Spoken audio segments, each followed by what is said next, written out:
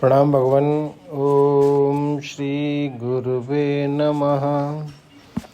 ओम गुरुर्ब्रह्मा गुरुर्विष्णु गुरुर्देवो महेश्वरः गुरुः साक्षात् परं ब्रह्म तस्मै श्री गुरुवे नमः।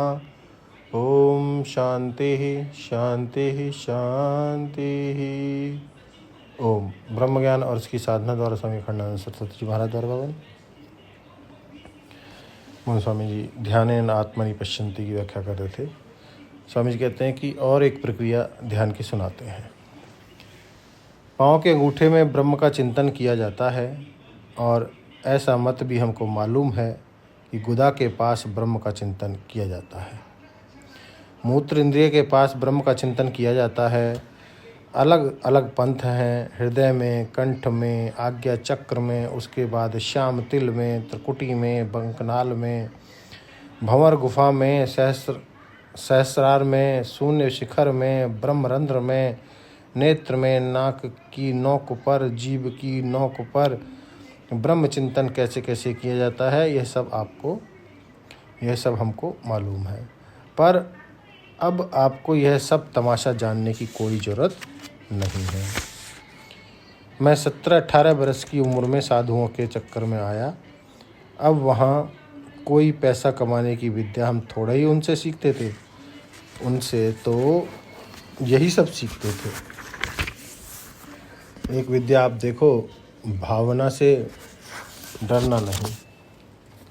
देखो, यह स्थूल शरीर परमात्मा की प्राप्ति का साधन है।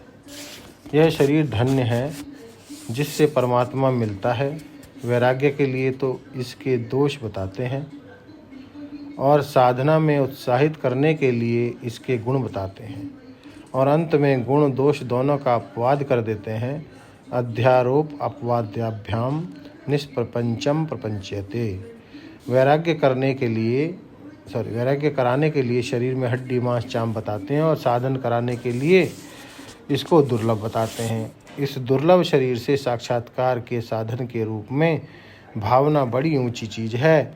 एक साधु ने एक बार कहा कि पंडित जी, शरीर तो बैठने दो धरती पर और तुम छत पर बैठा करो। शरीर धरती पर रहे और अपने मैं को शरीर से अलग छत पर बिठाया करो। यह साक्षी भाव की साधना में ध्यान है। एक ने ऐसा हमको बताया था कि पलंग पर लेट जाओ और भावना करो कि पाँव के अंगूठे से लेकर जांघ तक गुदा पर्यंत मिट्टी प्रधान अंग है। इसके ऊपर मूत्र इंद्रिय पर्यंत जल प्रधान है। उसके बाद नाभि अग्नि प्रधान है। पेट और हृदय वायु प्रधान है और हृदय से कंठ तक आकाश प्रधान है और कंठ से लेकर आज्ञा चक्र तक मन प्रधान है। आँख नाक जीव कान त्वचा सब इसी में है। अब आप सोते समय क्या करो कि ख्याल करो, यह भावना करो कि मिट्टी वाला हिस्सा पानी वाले हिस्से में मिल गया, पानी वाला हिस्सा गर्मी वाले हिस्से में मिल गया, गर्मी वाला हिस्सा हवा में वाले हिस्से में मिल गया, हवा वाला हिस्सा आकाश में मिल गया और आकाश वाला हिस्सा मन में मिल गया।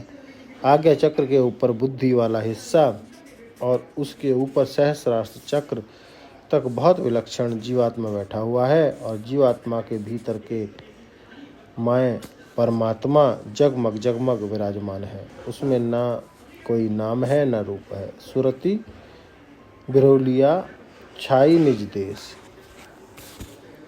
5 भूतों को लीन हो जाने दो मन में, मन को लीन हो जाने दो बुद्धि में, बुद्धि को लीन हो जाने दो जीवात्मा में और जीवात्मा को परमात्मा में लीन हो जाने दो।